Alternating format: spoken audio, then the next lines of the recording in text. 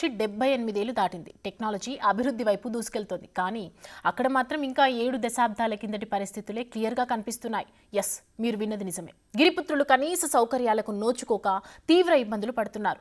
ప్రభుత్వాలు మారినా, పాలకులు మారినా వీరి సమస్యలు మాత్రం పరిష్కారం కావట్లేదు. విద్యుత్, రహదారి, తాగునీరు తదితర సౌకర్యాలు కరువయ్యాయి. మంచినీటి కోసం ఊటలు, చలమలు, గ్రావిటేషన్ ఫ్లో నుంచి వైపుల ద్వారా వచ్చే నీటిపై ఆధారపడుతున్నారు. వైద్య సేవల కోసం వృద్ధులు, గర్భిణీలు, బాలింతలు, చిన్నారులను డోలి ద్వారా కొండ కిందకు దించాల్సిన పరిస్థితులు కనిపిస్తూ ఉన్నాయి.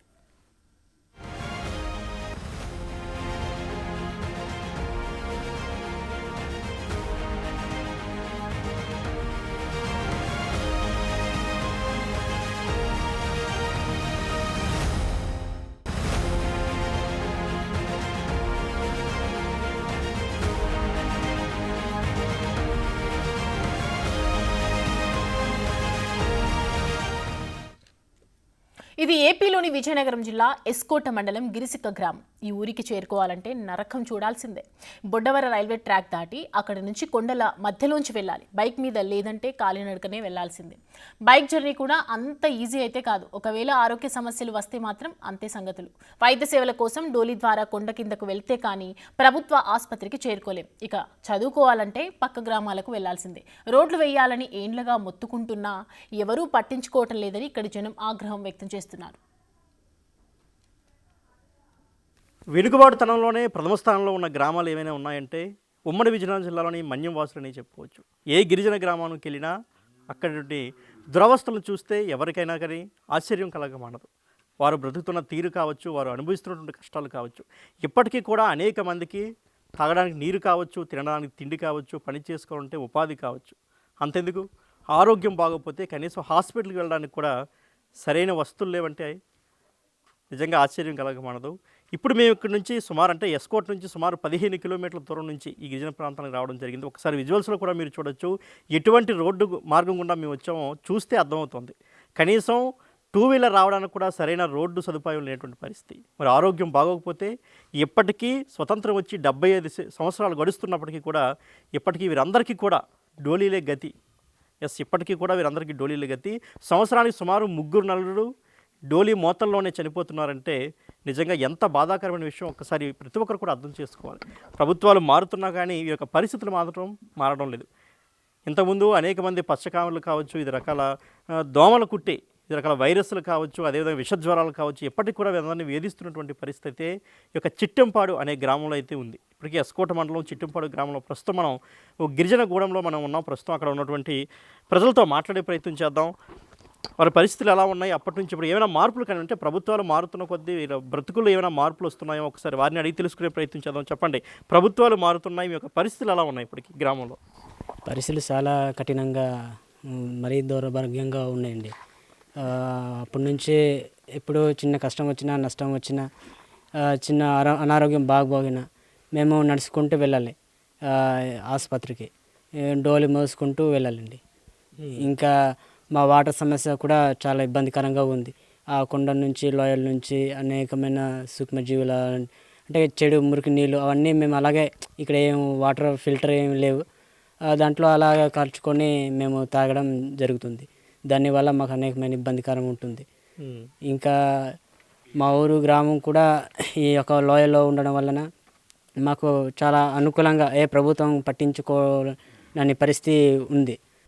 మీరు చెప్పండి, ఎలా అనిపిస్తుంది ఒకసారి మీ గ్రామాన్ని చూస్తుంటే? ఇంకా ఈ ఒక 4 తరాలను బట్టి చాలా బాధగా, ఇంకా మా తండ్రి తాతల నుంచి కూడా మా గ్రామం చాలా ఇబ్బంది పరిస్థితులు ఉండేది. కానీ ఇప్పుడు వచ్చినాక 2025 సంవత్సరాలు అవుతున్నా కూడా ఇంకా అభివృద్ధి చెందలేదు సార్. దాన్ని బట్టి కూడా మేము చాలా బాధపడుతున్నాం సార్. ఇప్పుడు చదువుకోవడానికి కూడా చాలా ఇబ్బంది పడుతున్నాం సార్.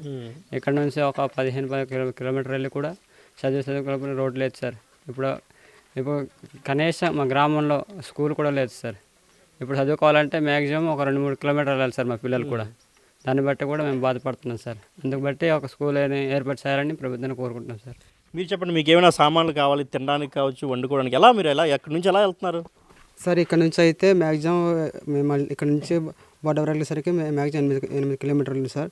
మేము ఇక్కడ నుంచి ఏదైనా మోసుకెళ్ళాలంటే ఎవరైనా ఆరోగ్యం లేని పరిస్థితిలో అయితే డోర్లు కట్టుకొని తీసుకుని వెళ్ళిపోతుంది సార్.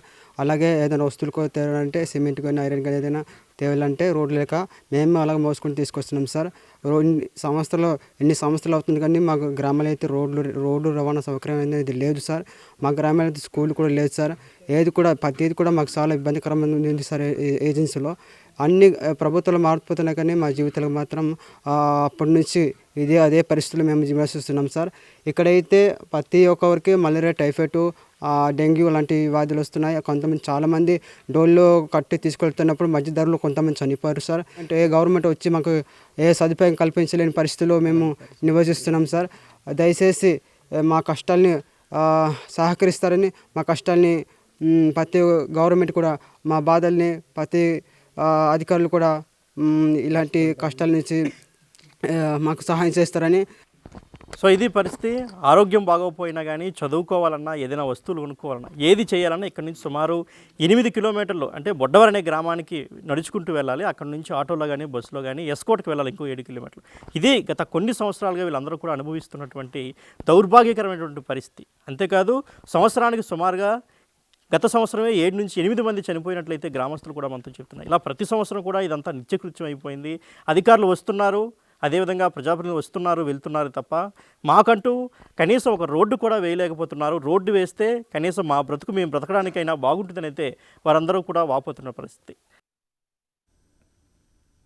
ఇక రోడ్డు మార్గం లేకపోవడంతో ఎక్కడికైనా వెళ్ళి ఉపాధి పొందుతామన్నా అవకాశం లేకుండా పోయింది. పోనీ ఊర్లో ఏదైనా పని చేసుకుందామన్నా అంతా గిరిజనులే కాబట్టి పని ఇచ్చేవారు లేరు. వీరికి కేవలం మహాత్మా గాంధీ గ్రామీణ ఉపాధి హామీ స్కీమే దిక్కు. ఇక వ్యవసాయం అంటే చిరుధాన్యాలు, అవి కూడా తినడానికి మాత్రమే పండించుకుంటారు. ఏ ప్రభుత్వాలు కూడా తమని పట్టించుకోలేదని ఆవేదన వ్యక్తం చేస్తున్నారు. ఒక్క మాజీ సీఎం జగన్మోహన్ రెడ్డి ఒక్కరే తమకు ఇండ్లు కట్టించారని చెప్తున్నారు.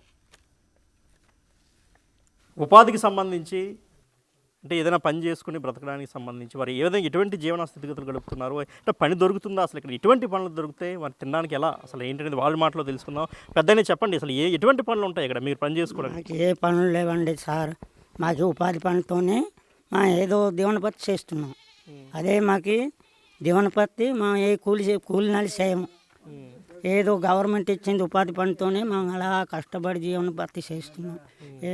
అప్పుడు కానుంచి మాకు ఇంతవరకు ఉన్నాం కానీ ఏ రోడ్డు సౌకర్యం లేదు, ఏ కుళాయిలు సౌకర్యం లేదు, ఇది రోడ్లు లేదు, ఇది మళ్ళా మాకు ఈ బతుకుకి బాగా చూడలేదు. ఇంకా మాకు ఏదైనా మాకు చూడలేదు గవర్నమెంట్.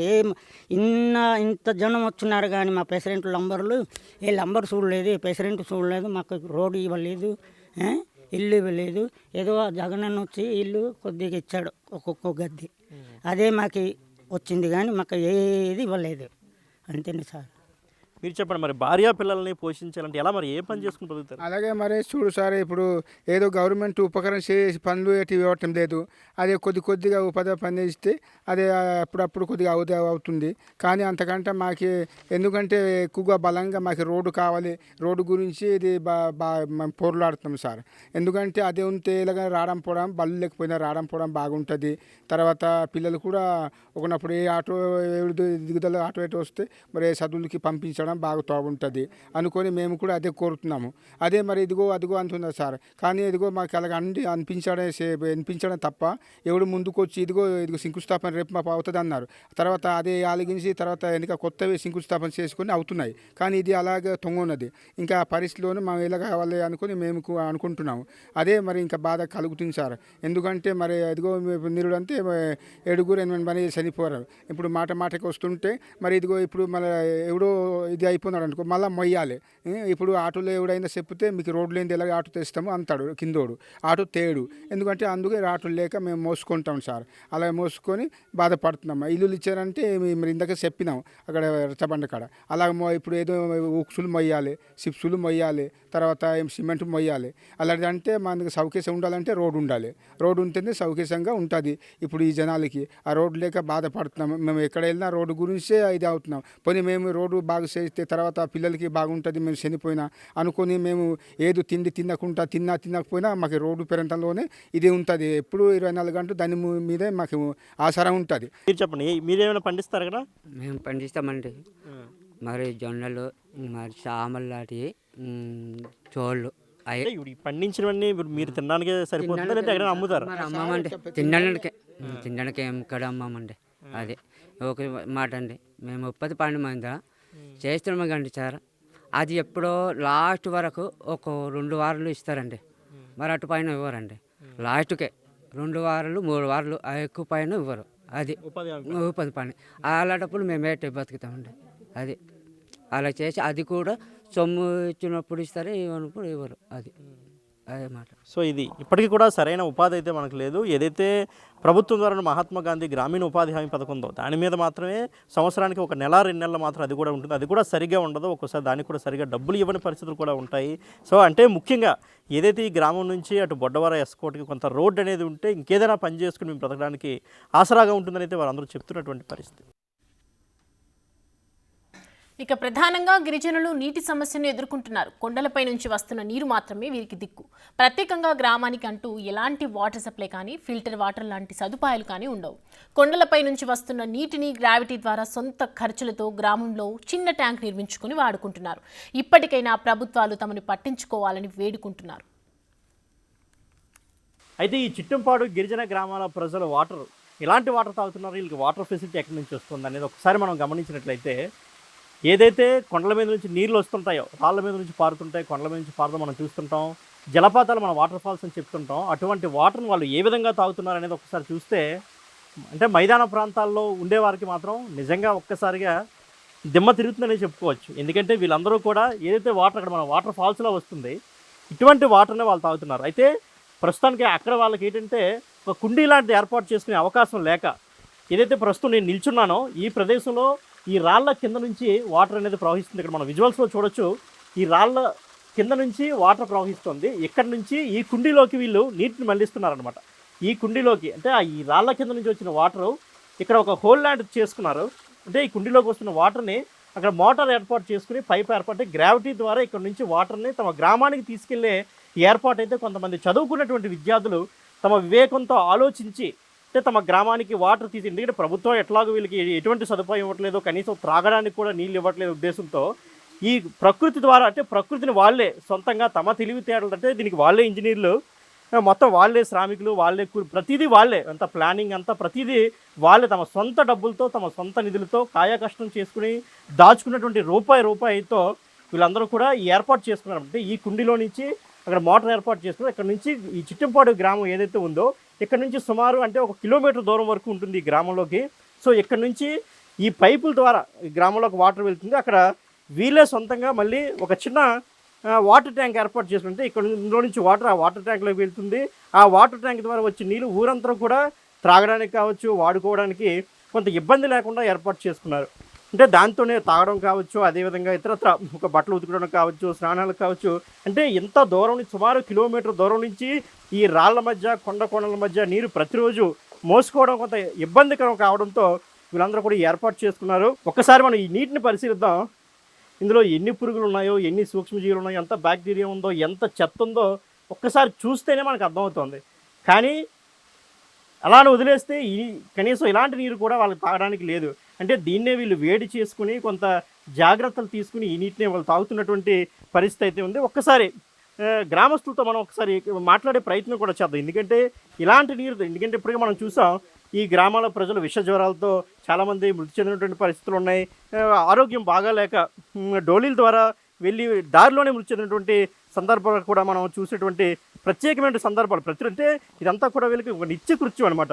ఒకసారి వాళ్ళతో మాట్లాడి, అంటే ఈ ప్లానింగ్ అంతా ఎవరు చేసుకున్నారు? ఈ ప్లానింగ్ అంతా మేమే సొంతంగా ప్లానింగ్ చేసుకొని ఒక గ్రేట్గా కుండీగా ఏర్పాటు చేసుకొని మా గ్రామానికి ప్రతి ఒక్కరి ఇంటికి సరఫరా చేసినట్లు మేము ఆలోచించి అందరికీ మేము చేసాం అందరు కలిసి. దీనివల్ల మేము అక్కడ నుంచి మా గ్రామం నుంచి ఇక్కడ వరకు వచ్చే అంటే కొంత దూరం కొంత తగ్గింది. మేము ఈ విధంగా ఏర్పాటు చేసినాం కాబట్టి మోటార్ ద్వారా మా గ్రామానికి ప్రతి ఇంటికి మేము ఇప్పుడు నీళ్ళు తాగుతున్నాం. అంటే ఇప్పుడు ఆ కుండీ చూస్తే మొత్తం అంతా చెత్త చెదారంతో ఉంది. కుండీలో అనేక సూక్ష్మజీవులు బ్యాగ్, మరి ఎట్లా మరి? ఎంత చెత్త చెదరం ఉన్నా సరే తాగడం తప్పదు, ఎందుకంటే బతకాలి కదా. ఇప్పుడు ఆ సూక్ష్మజీవులు కుండీ ఎక్కువ ఆకులు పడాయి తాగడం మానేస్తే మన వాటర్ ఇంకిపోద్ది. దానివల్ల రోజు రోజుకి గ్రామ సంఖ్య తగ్గిపోతుంది. అంటే తప్పదు, జీవించాలంటే మరి తగ్గదు. సో మరి అధికారుల దృష్టికి ప్రజాప్రతినిధుల దృష్టికి తీసుకెళ్లారా? మేము ఇలాంటి ఏర్పాటు చేసుకున్నాం, కనీసం మాకు తాగడానికి కూడా నీళ్ళు లేవని. తీసుకెళ్ళాం. కడతానన్నారు, ఇదన్నారు, అదన్నారు. ప్రభుత్వాలు మారుతున్నాయి కానీ ఇలాంటివి అభివృద్ధి ఏమీ చెందలేదు. రోడ్డు సౌకర్యం కానీ, ఇంట్లో వాటర్ సౌకర్యం కానీ, ఇంకా ఏదైనా మన వ్యక్తిగత సౌకర్యాలు కానీ ఏవి చెందలేదు, మాకు ఇవ్వలేదు. సో ఇది వీరి యొక్క పరిస్థితి. అటు కనీసం రోడ్డు సదుపాయం లేదు, వీళ్ళకి ఎక్కడికైనా ఒక పని చేసుకోవడానికి వెళ్ళడానికి రోడ్డు సదుపాయం లేదు, తమకు ఆరోగ్యం బాగోపోతే హాస్పిటల్కి వెళ్ళడానికి రోడ్డు లేదు. ఎలాగో ఊర్లో హాస్పిటల్ లేదు, కానీ హాస్పిటల్కి వెళ్దామన్నా రోడ్డు లేదు, చదువుకుందామంటే స్కూల్ లేదు, ఇప్పుడు ఇంకా దగ్గరికి చదువుకుందామంటే కనీసం రోడ్డు లేదు.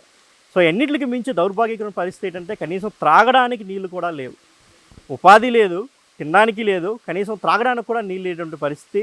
ఇప్పటికైనా అధికారులు ప్రజాప్రతినిధులు కళ్ళు విప్పి ఒక్కసారి వీళ్ళందరి జీవితాలు చూసి కనీసం రహదారి సదుపాయం, త్రాగడానికి నీళ్లు, కనీసం ఉపాధి, అదేవిధంగా మౌలిక వసతులు ఏవైతే ఉన్నాయో కనీసం మినిమం అయినా కల్పించాలని కోరుకుందాం.